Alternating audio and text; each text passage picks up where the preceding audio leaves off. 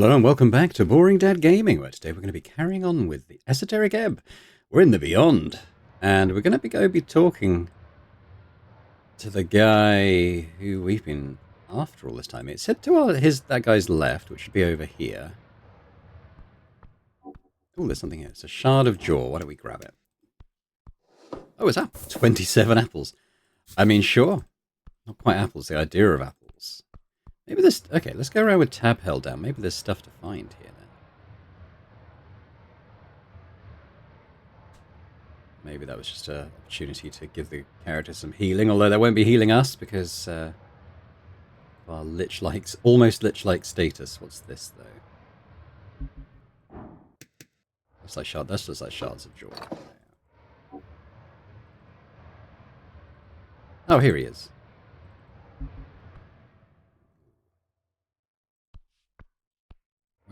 Where are we going? Oh. It is Lord Gorm. Hero of Norvig. Greetings, brother. Greetings. He bows before you. A missing paladin completed. My name is Gorm Skaldaman, loyal servant of Earth. I need your help. You see the writhing corruption upon his arm. It causes him to shake. Lord Gorm, judged by the void. Yep, he appears sane enough, somehow. So that is how it is. Wasn't a rogue spellcaster. Rogue paladin. I said it was Gorm, and then my stomach said it was wrong. Oh, well, I was right. You need my help? I do. The paladin performs a perfectly executed fist-on-chest salute. I guess that's why she thought it was us, because he's got, got the helmet on and the plate armor and cloak and stuff. So, I can see why someone would make that mistake. As he does, you notice the long sword sheathed at his hip. Such a legendary blade. It would serve as an excellent symbol for your rule. He does not see you as a threat. The state has fallen, brother, he says and lets out a crackling cough. In my grief and anger, I have made some egregious choices. Are you talking about the tea shop? Among others, yes. Oh. A broken man lifts his helm, revealing a rugged face covered in layers of sweat and ash. Gods, he says, pressing his not-as-ruined hand against his brow. It should never have come to this. Sorrow in his eyes, meeting your gaze. How many years have you served? 5 at the towers. Then you know well the particulars of Hearthguard politics. Akasam was struck by a feeble mind spell over 3 years ago. He's what? Who's Akasam? Is he our patriarch? That actually makes a lot of sense. It does. Or is it like the king or whatever? He has been hidden away in his palace manor for all this time. Oh, the patriarch, yeah. The Lord Patriarch is a puppet. Yes, the city is now a headless chicken, run by our cabal of magistrates. On a cursed evening 3 years ago, the leader of Norvig was as good as assassinated. They decided to keep it a secret. Their reasoning was simple. It was for the security of the city. Without Earth, we have no protocol on the transfer of power. None revealed to the public, at least. Have you seen Lord Akasam? I have. I was one of the few to be granted an audience, about a year ago. Our Lord Patriarch is lost in his own mind. No restorative magic takes. None we are able to muster, at least. It is at times like these you imagine the small folk cry out for the power of the Arcanists. Without this mess. Hold on, are you sure the Lord Patriarch isn't just old? That's what most people think. That reasoning is why no one questioned his absence. However, Akasam was a shrewd man, and a hale one at that. He would eventually be taken by age, of course, but not like this. This was sudden and total in eclipsing his mind. Foul magic at work. Who knows about this? Few. the magistrates, some of the patriarchs.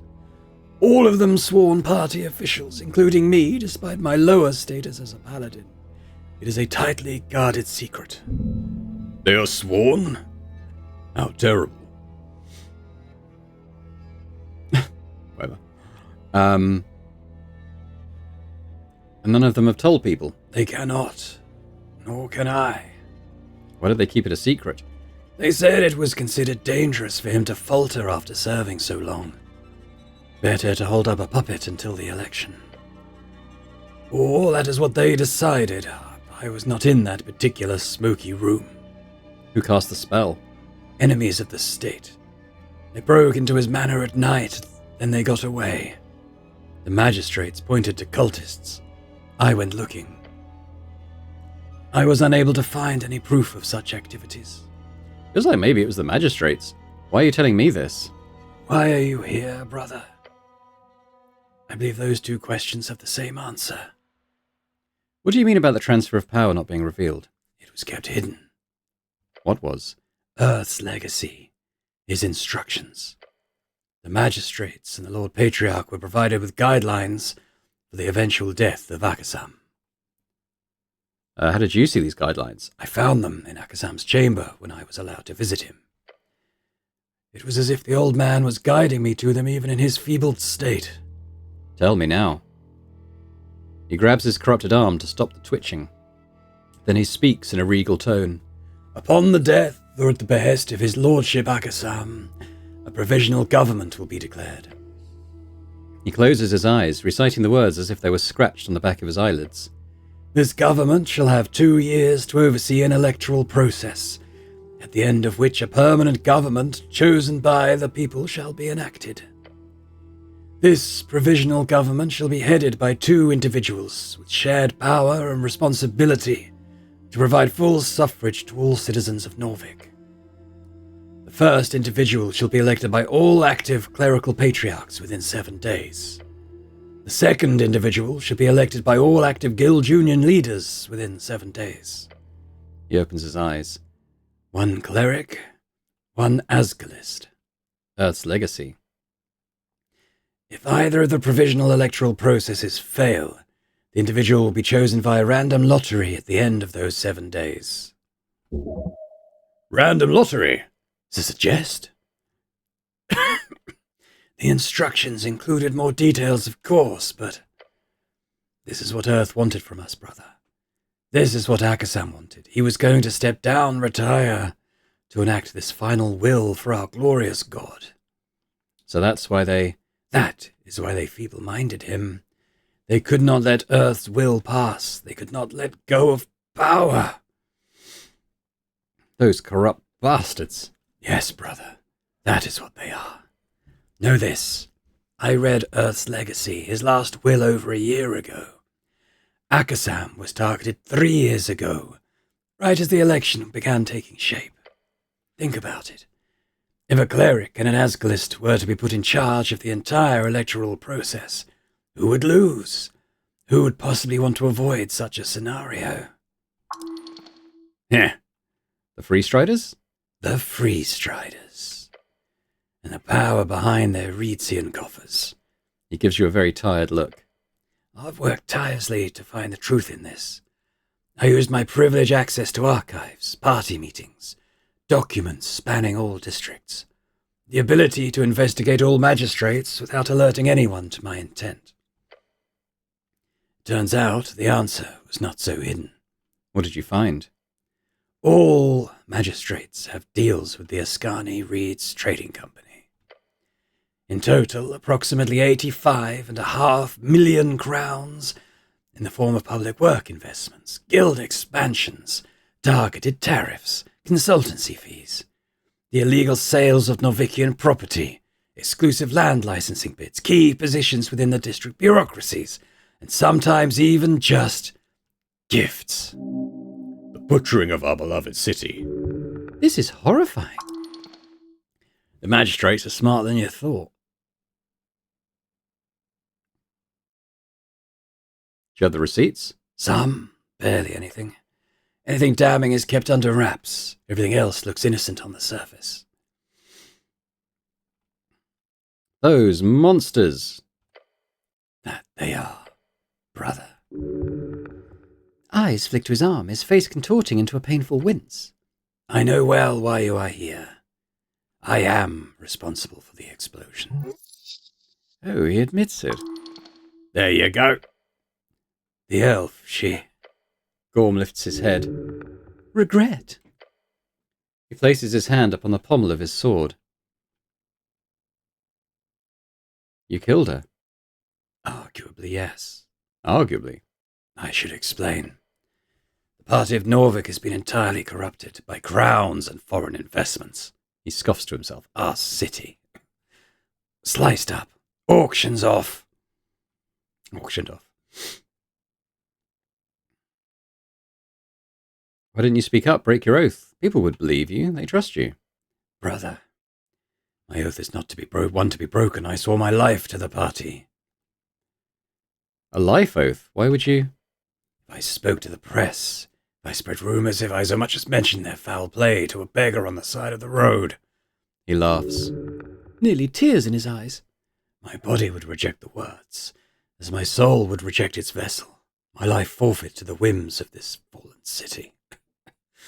His head falls, his shoulders heavy. The burden, the weight of this curse. Nevertheless, a real man would have been able to break it.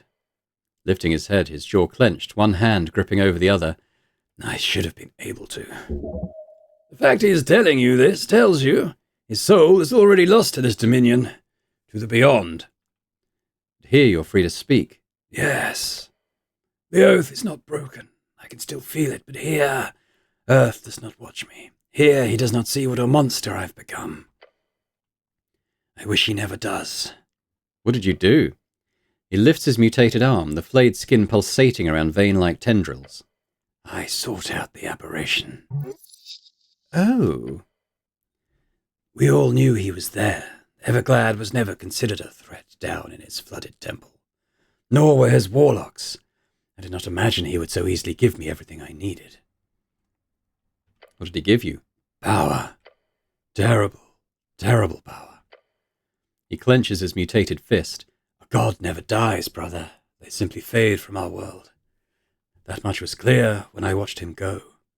That means with enough power, with the correct esoteric ritual, I can return him to material reality. He takes a decisive step forward. I can bring back our god. The nature and rules of walking gods are not strictly defined in any academic circles. Be wary of anything this corrupted paladin tells you. You want to resurrect Earth? His face grows dark. I can bring him back. You can smell the hubris. 1,400 pounds of silver, branches from 5 trees grown on the soil of his birth, diamonds carrying a worth of 100,000 crowns, as per last material break. And The paladin bites down on his words. it's all ready. I have it all. An overwhelming value even for a high-tier resurrection. For a god, this could very well be a reasonable material cost. What was that fourth thing? What makes you so certain it would work? A vision, brother. I know this is far-fetched, but here in this beyond there are no limits to spellcasting. The rules are different, wilder. There is an esoteric freedom. I have seen into the depths of this place. In all the time I've spent here, I know I ask much of you, brother. I ask for your faith. Faith in this spell and in me, but I swear, Earth is here, somewhere, close.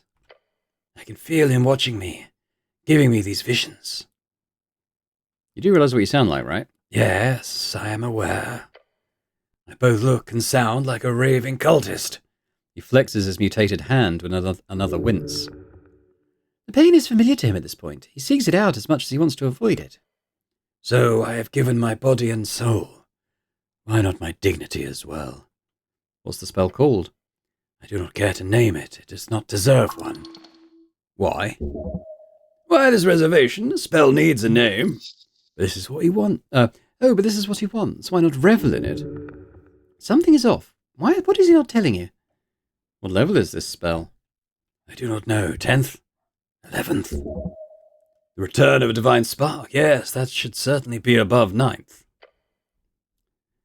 When are you casting it? I've been casting it for days, brother. It is near completion. How did you learn to cast it?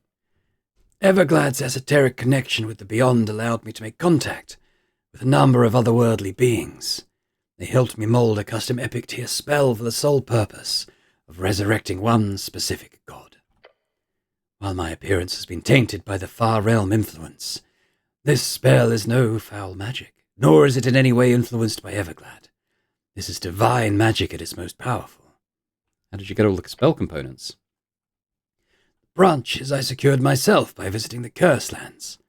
The diamonds and silver secured via Ilim. The elves paid for your spell. Oh, this just gets better and better. They did, in full. What do they wish in return? The same thing they always wish for. Our eradication. He coughs and winces. The Ilim wishes to stop the Freestriders from gaining a foothold in Ascan. They believe the Earthfolk to be weak without them, easy prey. They are wrong, but I played into their assumptions.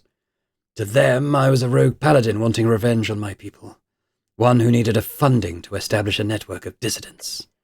After a few favors, they gladly provided me with silver, the diamonds, along with an agent to plant the necklace of fireballs. You brought the necklace into the city? Yes. I signed the paper to get it through customs without inspection. Then it landed in the hands of an elf. Pinja Athena. The elf in the tea shop? Yes. He looks off into the void. The elf did exactly as her masters ordered. She took the necklace from the shipment on Water Lane. Then she made sure the box was stored in the space underneath the temple. Under the temple? There is an old tunnel there, used as a stash by the tea shop owner. Pinja Athena made sure the crate with the hidden necklace was stored inside. It was supposed to stay there until the election. At which point... You would remove it so it wouldn't explode. Well, actually, let's just let him speak. The paladin twitches as his hand appears to tense up. What did you do? Everglad whispered in my ear that morning. He told me the elf had set up a meeting with a Free Strider agent. I intervened. I entered that tea shop from Pillar Crossing, past the tunnel. I found her sitting in one of the booths. She had the necklace of fireballs in her grasp.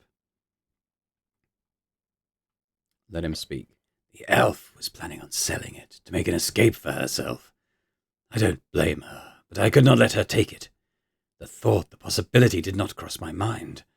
I cast Charm Person on her, though I had forgotten how the elves ignore such effects.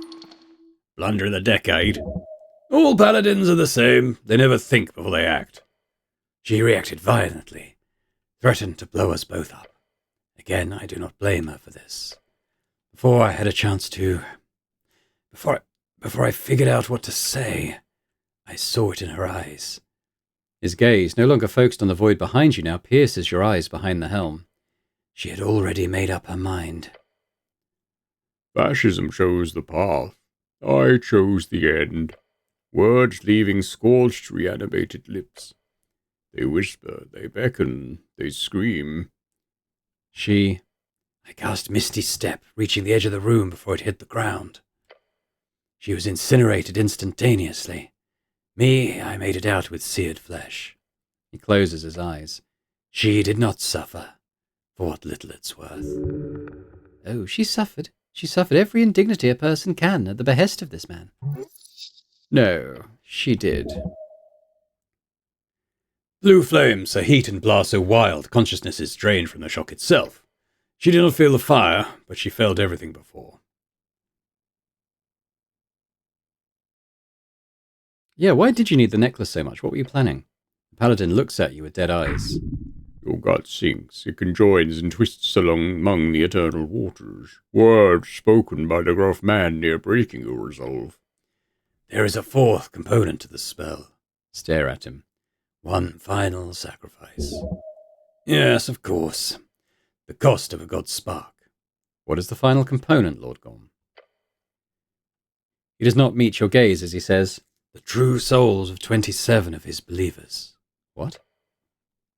One soul for each year since his fading, forcibly taken into the beyond. Oh, dear gods. Holy shit. They will be channeled here to this exact corridor upon death, at which point the spell will be cast and Earth will return to the rest of his people. He closes his eyes and mutters a few words to himself. What? Thus I am forsaken. A worthy sacrifice for such a mighty spell. Oh, that's a lot of dead bodies. Sounds like a hassle. 27 innocent people. 26. I will be the final sacrifice. You think that makes it okay? No. None of this is okay. And that will resurrect Earth? I believe it will. I need your help, brother. Without the necklace of fireballs, it will be a grim task to collect these souls. He holds out a clenched fist, mutated flesh in a grotesque ball. Will you assist me in resurrecting our god? If he wanted to kill himself for the cause, that'd be one thing. But now he's making that choice on behalf of these random people. And for what? In the hopes of bringing back some dusty old god? Fuck this. Fuck him!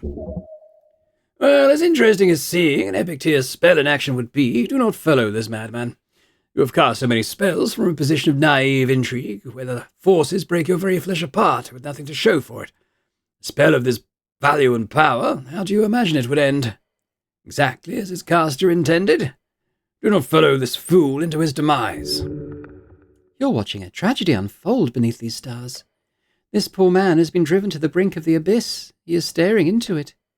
A chronic lack of agency, a zealot on the edge of desperation. These whispers he hears, they cannot be his voice, they are anything but. Please speak to this man, make him remember the path taught by Earth, your good god. It's impressive, really. You have this crazed maniac of a paladin ready to perform mass murder. But listen to him, he's so assured in his own righteousness, so profoundly up in his own ass. The very road to the deepest hell will become flooded by his massive tears. Once he offs himself, of course. Until then, he's your problem. Choose your next words carefully. There's no one here to save you, and if you make a shitty choice, well, you'll have to live with the consequences for the rest of your life. No pressure. All right, take a deep breath.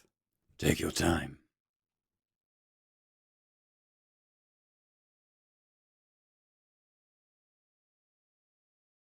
Yeah, what's wrong with your arm? The paladin clenches his claw-like tendril. His flesh is constantly burning. I reached into the sap of the boundary tree. It gave me a permanent hold onto the strings beyond. An awesome power to wield, a terrible price to pay. Everglad merely opened the path for it, but this is the only way for me to truly gain the power fit to rival Jaw. Even at the cost of my flesh and soul. Horrendous. Fascinating. To think this simple paladin managed to soar so high. His descent will be a great case study. Okay, I have Charm Person available. We'll think about it. Ooh, I have a Scroll of Wish. That is true. I have a Scroll of Wish. That could be used to treat Lord Akasam. You Gorm squints at you and the piece of ancient paper you're waving around. have a scroll of wish? I do, Lord Gorm. It is yours if you want it. He looks at it, then looks away. Lord Patriarch has been gone far too long, brother. And wish is quite possibly a madder idea than my own, however. You can see him working it over in his dark mind. Logic is beyond this oath. I can't use it, but you might be able to. I'm sorry to say that even with that, I'm far too gone in this. And even wish cannot bring back a god. It is only a 9th level spell. He refutes it, yet you have pierced his shell. Remind him of his oath.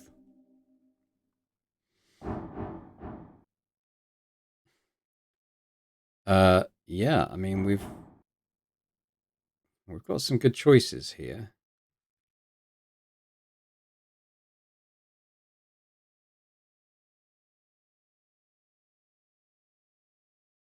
What gives you the right to make such a sacrifice on their behalf? No right, no law, no institution or sanctified right. This is my accursed choice, my evil imposed on the world. Let's just try the wisdom check. I mean, it's low, and we've got advantage, so...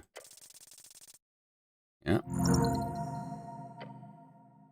He is alone, tired, weary from decades of fighting for his faded master. He has watched for 27 years how everything they built has fallen apart. The Paladin wants to save his people by casting himself as the villain, by destroying innocent lives despite the pain it causes him.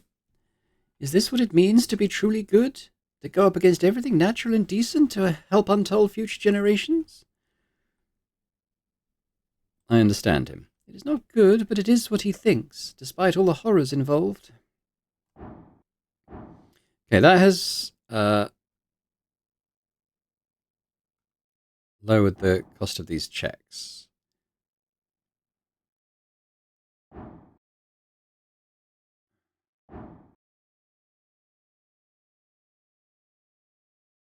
Still quite a tough roll. Can I... Oh, I can cast Enhance Ability. That is going to help. Right, so let's do this now. Sweet. The Paladin is not broken. He knows exactly what his god is.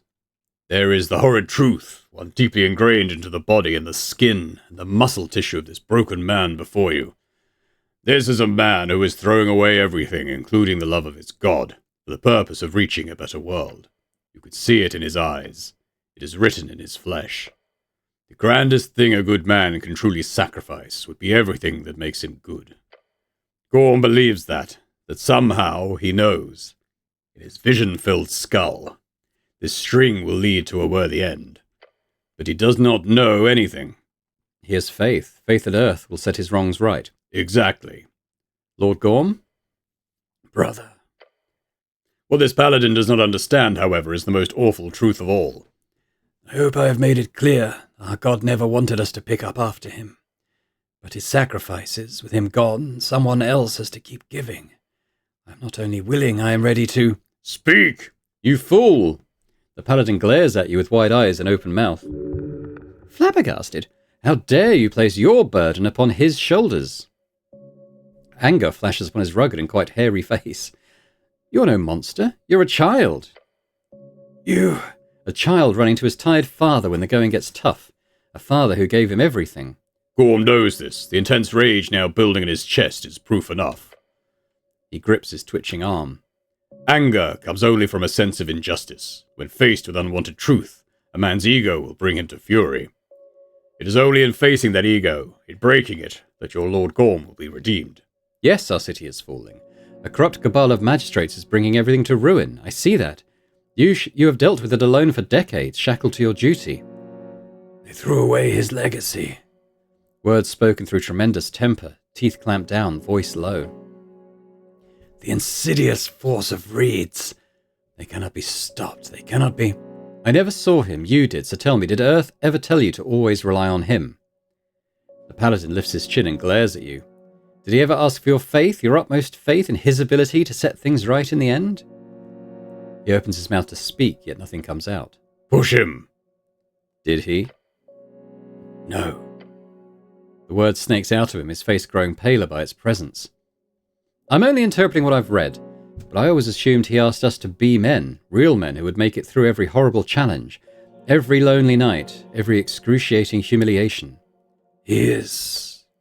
The Paladin cannot form the words. He is left standing on the brink in silence. I don't believe Earth taught us to kill ourselves so he could put the world right. I don't believe that for a second. He shuts his mouth. What did he teach us, Lord Gorm? Sacrifice. He taught us to give everything to set the world right as we could. Is that not what I am doing, brother? You are sacrificing your goodness. For what? For an even heavier burden to be placed upon him? Even if everything in your spell goes off, with every esoteric mishap ignored and his divine spark returned to the coast, Earth would be saddled with everything you leave behind. That is not. He would...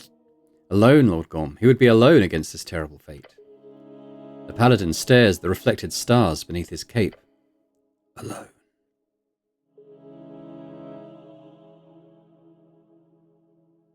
Do not place that burden upon your father. Lord Gorm takes a crackling breath. His mind is racing, his pain is growing, but he listens. Wait for him to find the words. I am bound by duty above all. He covers his face with trembling hands. The last flash you see is of tears upon his dirty cheeks. I have never known a life beyond this hell. My lord often spoke of probability. He saw them through his divine visions. Yet he could never tell me of my chances in this life. He could never tell with me, but he often asked me about my thoughts on risks, on how much I was willing to gamble, to sacrifice, in order to protect those who needed it most. He always told me I was reckless, because I would always go for anything over a 50-50. What do you think the odds are on your spell working out? I was hoping for a 50-50, but only Earth would know for sure. Lord Gorm places a hand upon the pommel of his sword. Most things in life are 50-50. It is our duty to lower the risks. His voice crackles behind the iron. Those are his words, written and spoken again and again. His mutated, twitching hand on the grip of that legendary blade. I have failed, as a man and as a son.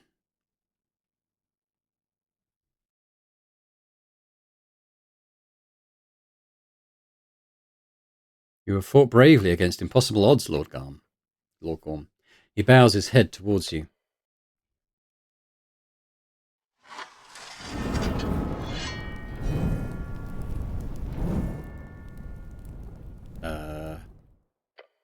Tell me, brother, what is your name? Ragan. Ragan. He smiles behind his helmet. He is content. I place everything in your hands, Ragan.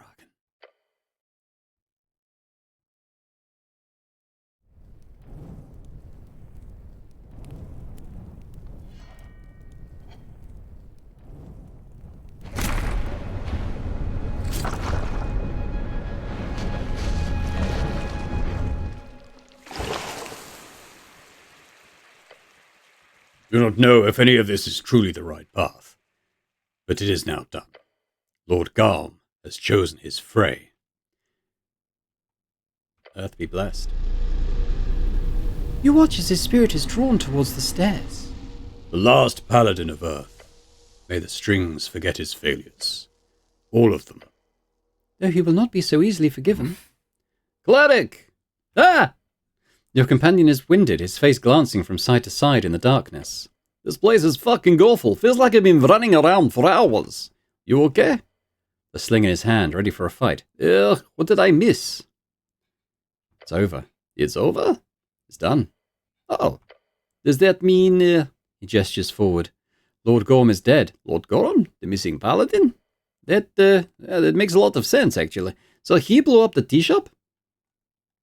The elf blew it up. Lord Gorm was partly responsible for the necklace of fireballs, though. Or I will explain it. His eyes light up. Ah, right, so it was a conflict. Gorm was part of a plot to blow up the necklace during the election, as was Pinja. Right, but Gorm was only faking it. What?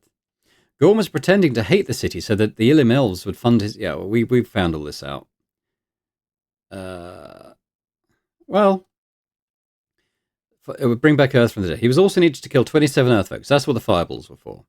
Which is what, yeah. But since Pinja blew it up, he was now planning on going out there and killing people by himself.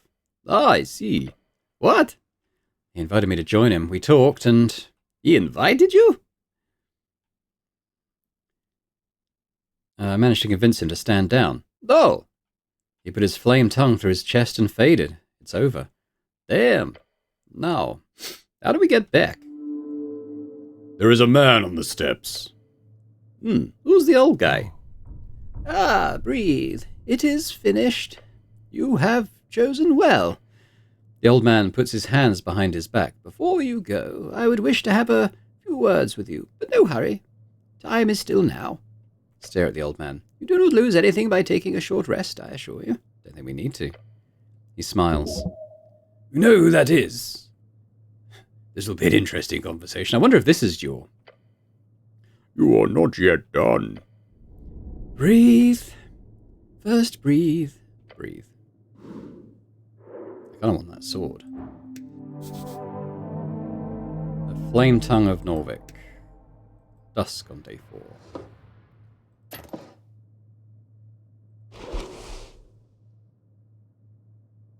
Yeah, so this is obviously good for a strength build. But I've got one that gives me intelligence and cons, so I think I'm going to keep that, to be honest. But yeah, pretty cool. Now, I think this is Jaw. It's not Earth, obviously, but I think it might be Jaw. Well, we did that already, so... I didn't do that with the Paladin. I don't think I had a chance to, actually. The timid man greets you with a lowered head. Hello. Hey. He meets your gaze. This road has been terrible. All due to my negligence. Eyes filled with regret and confidence both. Why is he talking like he's the one who... Who are you really, Knut? You know this guy? He wipes some dust off his apron. I ran into him before. He's a cobbler. Oh, I ran into him before. He's a cobbler. Right, a cobbler. I'm sure there's lots of shoe emergencies out here. The cobbler shakes his head. I'm afraid there's no good way to put this, but I shall make it clear for you, I swear on it. Well, you'd better explain it quickly. Not sure any of us should stay in this spooky hellscape any longer than we have to. Well, you are very correct, Snell, he says with a smile. This place is bad for a man. Brings him to face both his heart and even fouler things. Let him speak. I am Knut, son of Toke. That is all I am here now. I was born in Davik, amidst the early days of the First Coast War. Its chaos brought death upon my kinsman. First, due to fate or some other cause, I was granted audience with a higher power. An audience which left me with a channel of strings. A communion with an outer god. All I knew at the time was the inescapable risk of staying in those lands. Pushed to action by my brother Toll, together we rallied as many longships as we could. Our savior. We saved 50,404 people, approximately a quarter of the villagers. Wow, not every day you get to speak with a god, living or no. As we left in search of new land, those people began to look to me and my newfound divine strength for more than guidance. They gave me a name from the old world sagas, one steeped in bygone mythology. You're... Oh, this is Earth. Oh, okay. They called me Earth. Hammer of Fate. Neil. That can't... The goblin mutters. How? He lowers his head once more. My existence is fleeting, stuck between material and beyond. The old man's weary expression tells you, rise. I am not one to bow for. Are you truly him? Yes. You see, I died like any old man should, just a few decades later than usual. But here I linger on, guarding this gate. For whom? For what purpose? Who knows? The old man laughs. It's a bit silly, really. Toll would have loved to see it. This is insane. I don't disagree. That was my initial reaction to the first few years in this place. I assure you, I, too, have many questions. You catch a glimpse of Snell, then opening his mouth again to speak, only to shut it. Your goblin companion clearly wants to ask something as well. He's waiting his turn. Ask what you wish. I know you have questions. This man has not spoken with another for a very long time. He'll be glad to talk. Say what you wish. This is your one chance. One opportunity to ask this legendary figure anything you want. Make use of it. Well, since there's no rush. Toll, your brother? Yes, the old fool. Earth speaks with a sad smile. Haven't seen him pass through here. He must have died years ago, amidst his epic final adventure. Who knows? Time moves differently inland. Maybe he still walks the endless wastes as we speak, looking for Jaw's key. That is not a term you're familiar with. Make him elaborate. That's not the right voice. But you know. Jaw's what? Toll, right, like Tollstedt, Toll Square. I heard he was a real adventurer. He was, Snell. Yes, he was. Your god looks out into the void. Toll always wanted to travel, to understand Jaw, to sail and wander. He received his circumnavigation blessing not long after we founded Norvik. Yet he could never reach Jaw's point. After a lifetime of adventure, he still wanted to know. That is why he set off. Toll's leaving the national holiday. My brother figured the secret to Jaw would be unlocked in the wastes. Once he crossed Really Cold Valley, which I later renamed Toll's Pass, my sending stopped reaching him. Yeah, it's a good name swap there. Last thing he told me in that final message was, "Fear not, brother. I always find my way home." Thus I hold out hope. Can you see Norvik from here? Somewhat, well, yes. I have the ability to cast some minor magic here, including a soft scrying. Soft scrying, he speaks like an arcanist. That essentially means he can peek on people and locations, but not for long or far from Norvik, presumably. Feels a bit tragic, of course, to be unable to interfere, yet able to watch, as you can imagine. Have you watched me? Your god squats down, placing his palm towards the Tower of Light before him. The closer to the pillar, the more I can see, like your adventure into the city below, or your encounter with Gurgalash. You knew that troll? I did. I fought him, all those years ago. Every time he would flee, regroup, and try something new. Smart one, that Gurgalash. Tough leader. He seemed to really hate you. I don't blame him. Your god looks away for a few seconds, as if using the void to take in your words. I destroyed his tribe, Ragn. His kingdom, his people. Took it from him without any kind of fair fight. I struck for my own need, and I was well rewarded.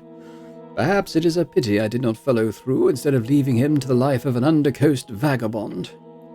Part of me feels I knew him well. We duelled many times. Another part of me wonders if I should have taken the risk of diplomacy. At a certain point, it wasn't that far off from a 50-50. Would you have taken that? Attempted peace with trolls? Or would you have followed through, pity be damned? If the odds are good enough, then sure. Trolls are foul, unstable creatures. The answer is no. Well, I'd say manipulating a troll into not being harmful isn't that much harder than the average human. Problem lies more in what happens if you fail. Trolls sure like to smash things. I don't know. No idea. I'll be honest, neither did I. A deep sigh leaves him. I do not believe in a clear answer, not anymore, but I chose my path. He glances at Snell, who still looks stunned at watching you interact with your actual god. All right. Goblin genocide, so on. You've got something to ask, Snell. Yeah, of course, it's a god. Yeah, but there's no rush. You should ask about Gorm first. And I'm thinking of how to formulate this question I've got. Take your time. I actually have so many questions. You see Snell shift his shirt around. I have a few questions of my own. You go first. We've got time. Your god aims a pair of finger guns at you. Shoot. What a lad. God, huh? I don't care about that. What's the red eye? What does the red eye mean? You mean the symbol we used? It was adopted from existing symbolism. Ah, yes, that makes sense. I see. Yes, you would be one to figure that out. I never meant to build a religion, you see. But when we'd conquered a city full of ruins with that red eye all over the place, I think it was Arg who came up with the idea. Call it Earth's Red Eye. Turns out it was an albino lion warlord who held the ruins some time before the trolls took over. A one-eyed albino. One red eye. The old man points at his own very much dark eyes and laughs. Worked out fine enough. Allowed us to spend more time on public works rather than shrines. Are you really a god? He shrugs. Jeez, what a response. I had the same power as all those big shots in the divine era. Make a god of me or not. It is a banner I've carried for the sake of unity. If that banner ever grows useless, burn it. Let something new rise from the ashes. Not a god, just a very powerful man, clearly.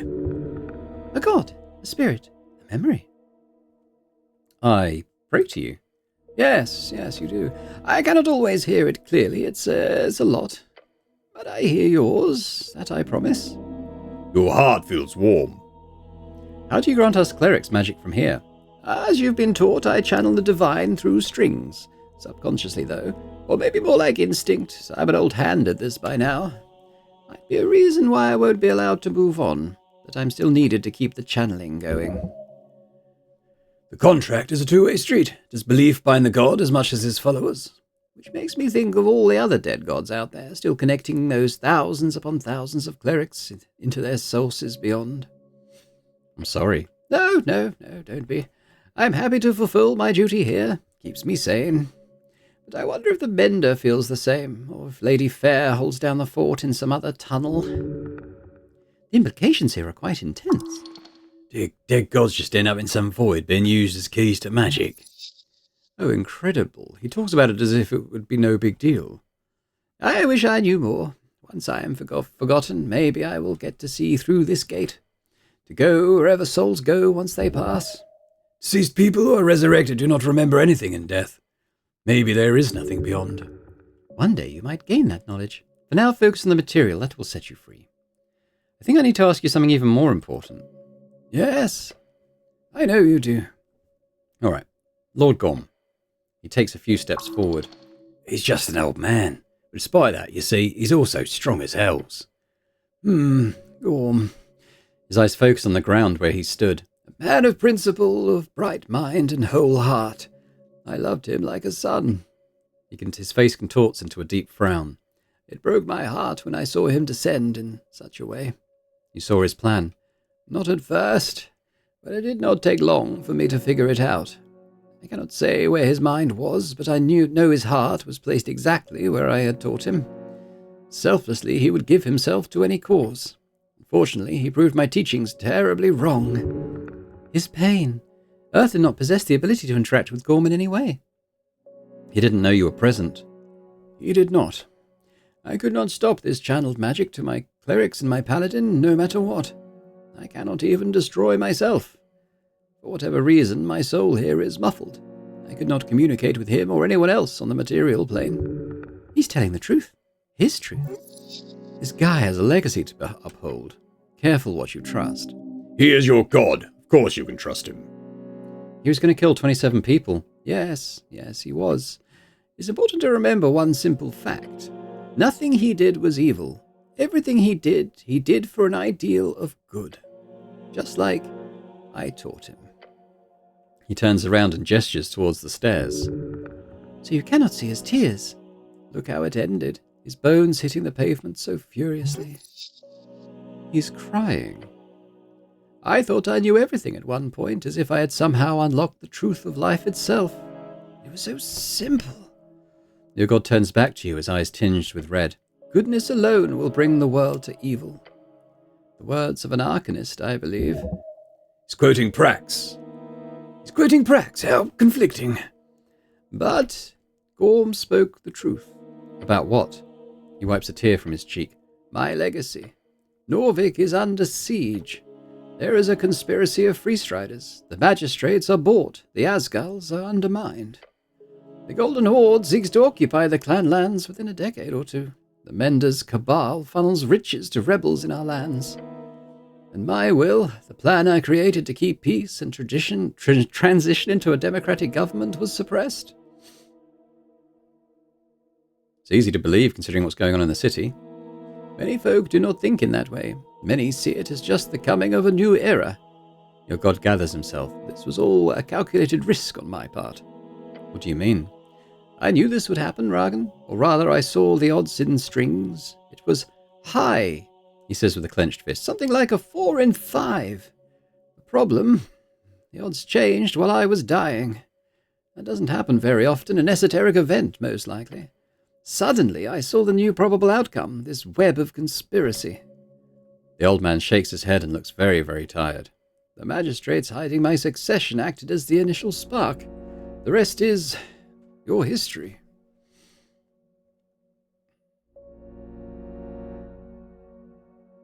Would it have worked, Lord Gorm's spell?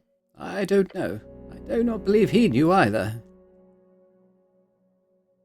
Did they actually target Lord Patriarch? Yes. A Toramian wizard was equipped with an arcanist spell scroll. Very expensive endeavor. Poor Akasami didn't deserve such a fate. What else do you know? I could not see who or why. The magistrates keep whatever they plan under tight supervision. They all stuff lead into their walls. Their homes are impenetrable for me or any other scryer. Gorm's perspective is, however, most likely correct. They targeted Akasam to maintain their hold on power, to avoid the transference demanded by my will. He had, just prior to the attack, been very adamant about enacting it properly. How do you see the risks so clearly? I did not share that secret often during my days. Lord Gorm was one of few I confided in with my struggle. Is struggle? The one placed upon us all gods, he says, while making air quotes. We can see outcomes in strings. Not always, not clearly, sometimes like a play in the mind, sometimes an assured vision, but always there are odds, a choice, a chance, a risk. So he's kind of talking, it kind of sounds a lot like our skill rolls, doesn't it? Are we a god? Is that what this is leading to? When I worked at my father's shop, I would work on a shoe and see exactly how, 9 times out of 10, I would ruin the leather. As I grew better, my skill improving, the odds would change. Soon I'd pick up a boot and see 2 in 5, then 1 in 4, then 1 in 10. Sometimes I'd still fail, but seldom. Over time, that simply turned into ever greater visions, along with greater power. That's a miraculous ability. Or a curse. It is not divine providence, it's just probabilities. And that's why you left your homeland? Yes. When I took my people to sea, we had a 50-50 chance of survival. When I saw Ascani, those odds went up. Every step of the way, I made decisions aimed at increasing those odds. For you. Point at your scarf. Meek. The Earth folk. Them. He nods towards Snell. And others. I realized with such power I could protect and serve more and more people. Yet at a certain point... He takes a moment. Where does my tribe begin? Who do I define as the other? I had to choose. Why must there be another? My choice was the Earth folk and the exiled dwarves. A united creed, bound by this great city we built. I focused on increasing the odds for that creed, to assure the security of Norvik and its ideals, no matter what. No matter what, huh? No matter what. For almost a century, that absolutism has been the source of immense life and pain. Absolutism? No. Fascism.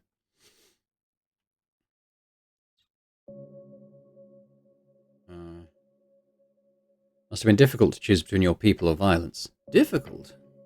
More so in time, more so when the corpses began to pile up. Glad you made the right choice, though, Snell says and scoffs. Snell takes a step forward. At least you had a choice. The old man keeps his eyes on the goblin and places his hands behind his back. Not with anger or sadness. Earth wants to hear him out. You're responsible for the genocide of my people. Yes. Look at Snell, then look at Earth. Yes? Just yes? Your god says nothing for a few seconds, then he nods. Every horrible thing you have heard, I did. Snell looks around the void. He clenches his jaw and clicks his tongue a few times. Then he holds up a finger. I have one question. I thought about it for a while now. My whole life, actually. I need to ask it. I want to hear it. The goblin hesitates and then starts. Why didn't you just kill us all? His words leave a silence across the water. What a question. The old man furrows his brow. No, really. Why leave us in this half-life? Because what is this? He says and pulls at his jacket. This? He slams his fists into his chest. We're not humans, we're not dwarves, we're not goblins. Take away our language, traditions, our stories. You put us into these holes, expecting us to form into something suitable. But what is that? What do you want? Holy shit. To stand before Earth and yell like that, you really like this guy. If you can see every outcome or whatever, why the fuck did you pick this one? His words dripping in sarcasm and rage. Earth allows the goblin to end his speech, listening to his panting echo across the eternal waters. Then without lowering his head or averting his gaze, he says, I was going to. I told myself every goblin on those red hills needed to die for the safety of man, that folkmord was necessary. But without clearing these lands entirely of these hostile natives, there would be nothing but... A micro-expression. Grief. He bites down on the words. Nothing but perpetual war. After establishing Norvik, when the trolls were scattered and the coast was ours, if I had left your people alone, I saw a guaranteed future filled with inevitable clashes between goblins and humans. Those clashes would lead to more animosity, more hatred, generation after generation seeking blood vengeance against an entire people. It was one of my clearest visions. Radical fanaticism, Goblin armies funded by hordes of elven treasure. Years of warfare in Verdun. Trenches for miles. Trenches! Then more factions joining in over time. It would risk another coast war, simply due to the fact that humans were never meant to live here. We were never meant to take these lands. Yet we did. I did. I made that choice because every other meant the death of my people. In exchange, I doomed yours. Snell stares at him, stone-faced. Okay, so we're fundamentally incompatible and you took our ancestral homeland. Great. He rubs his eyes and takes a step away. Oh, he's trying to calm himself. You can get a question in the meanwhile.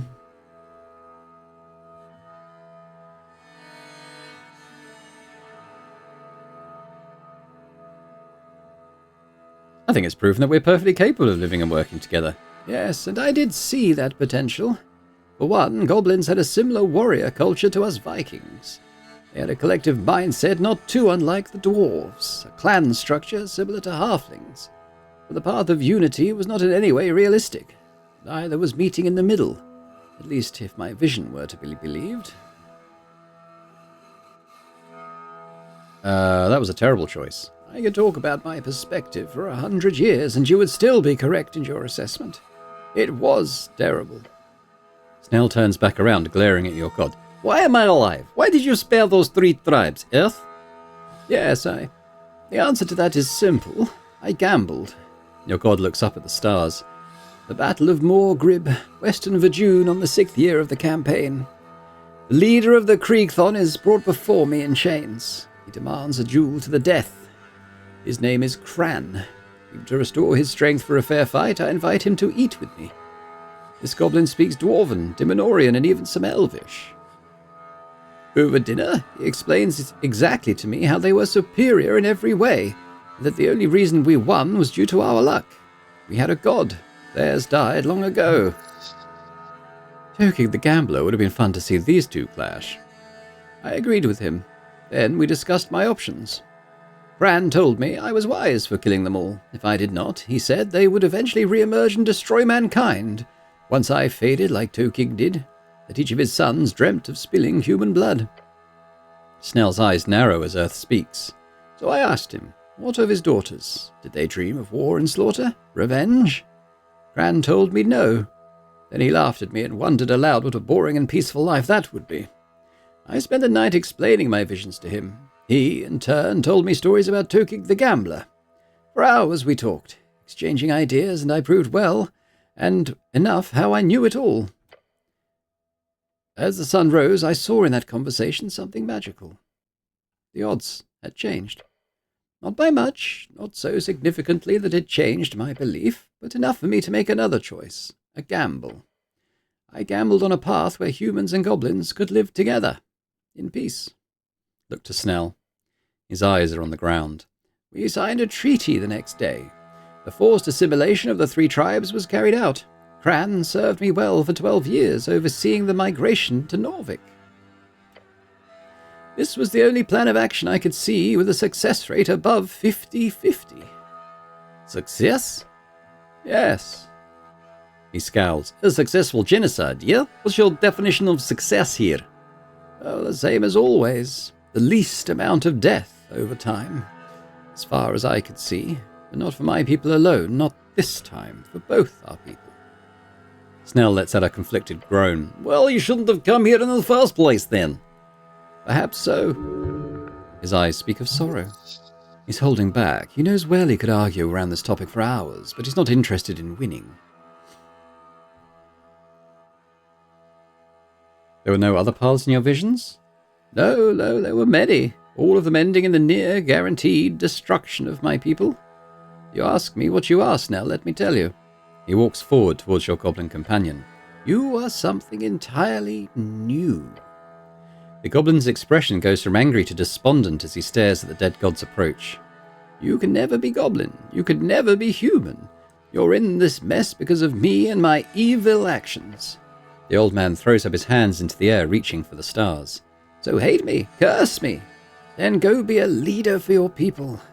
He lowers his arms and gives him a determined frown. They need you, Snell, for the new era and beyond. Make something that hasn't been seen before, something new. Something better. Apprehensive and confused, the goblin turns away. I don't exactly have a choice here. There's always a choice, Earth says while locking eyes with you. Some paths are just riskier than others. The goblin clicks his tongue. He glances at the god and mutters, Something new. You hear the anger and fear in his voice. He's going for it. If that's a good thing, listening to this genocider, well. Tokig would likely tell you to take the gamble. If you ever meet him, be sure to ask. The old god laughs. The goblin looks on with a complicated expression on his face. Conflict dancing in the shadows of his mind. Rage and confusion. I'll think about it, Earth. Oh, he's good. From folkmord to father figure in just a few words. Incredible. A difficult exchange. Are you saying we should let go of the past? Oh, no, not at all. Let the past sear your skin. Let it mark you forever. Use those markings to remember what you did, why you did it, and how you could do better. He smiles. Become a better man. Always. What do you want from the goblins going forward? Me? He smiles. Luckily, I have no say in any of that. I turn back to Snell. You really... He stops himself from speaking at first, then says, You really fucked up that assimilation. I know. If there's one thing I will apologize for, it is that. I am sorry. I was always terrible at statecraft. Snell shows the same face he's shown you so many times since you met him in that underground garden.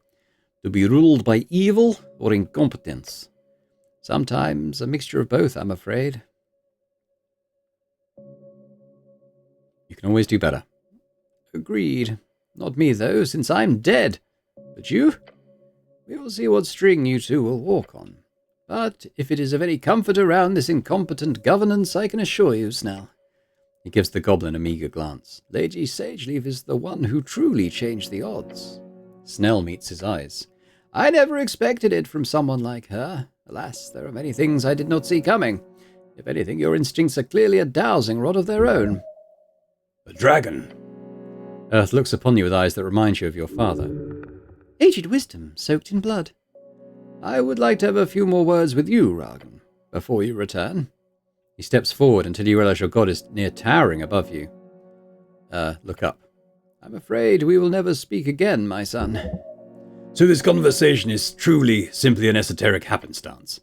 Once time runs up, this will not align again. An esoteric event. It was.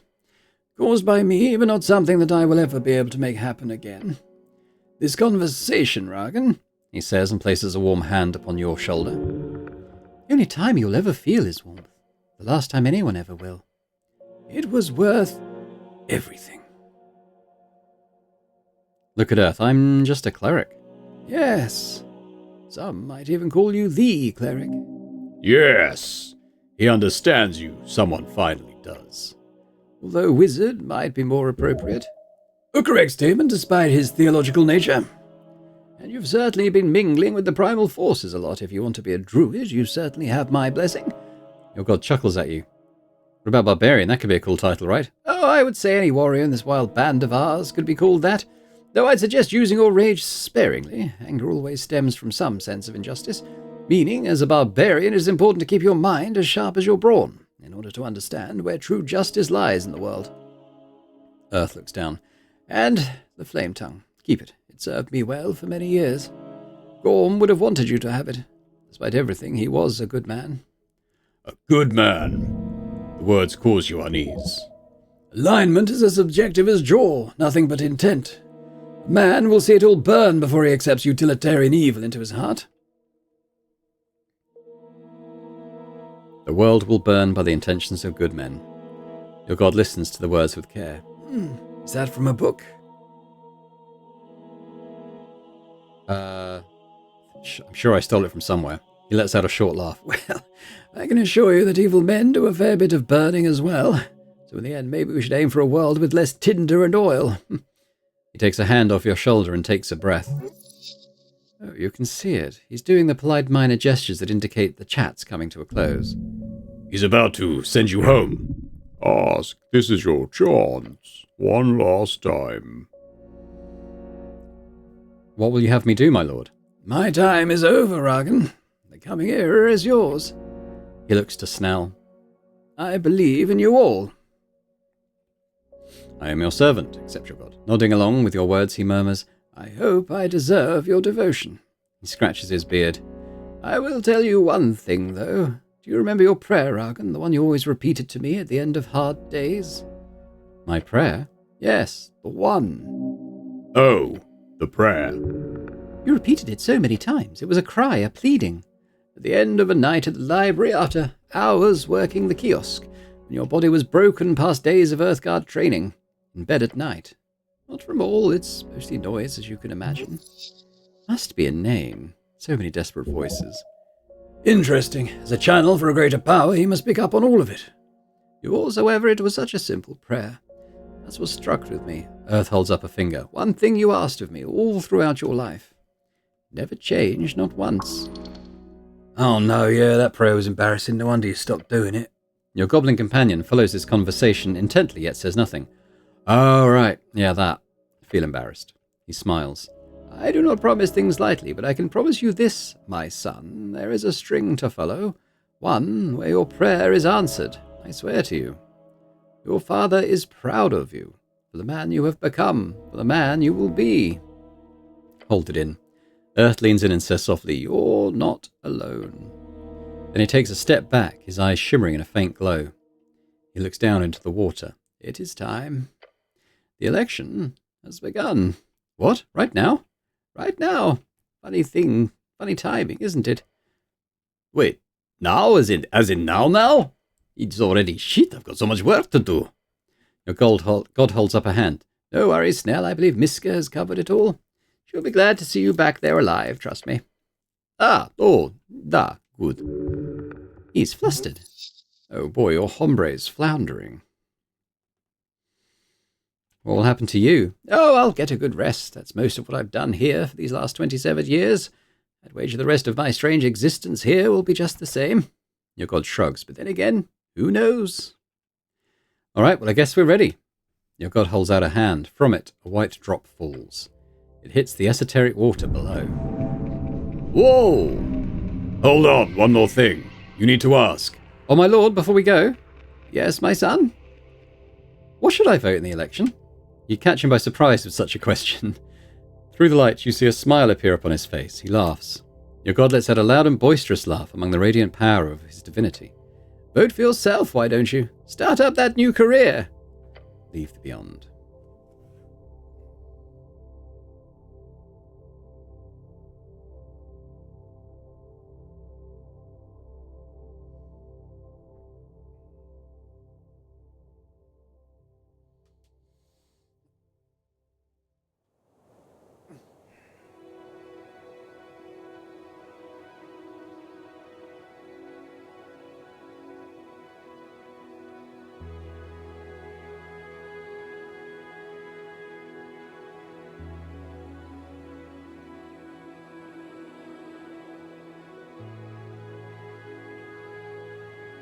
Dawn of Election Day.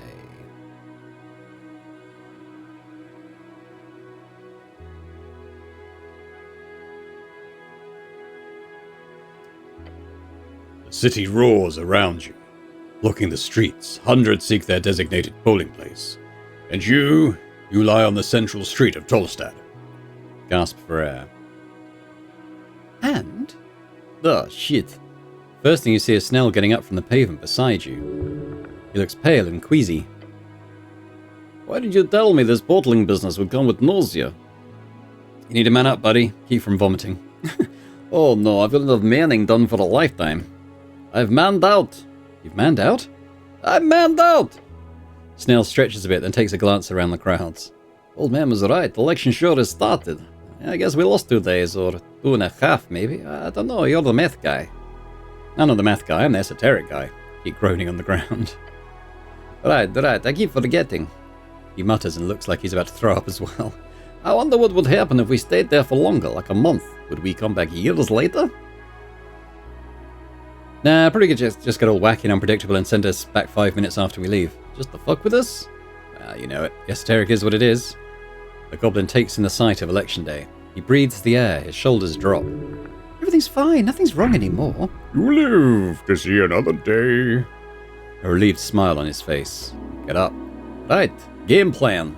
It's not that late in the day, so there's no rush in voting. They won't close the polls until 9 o'clock.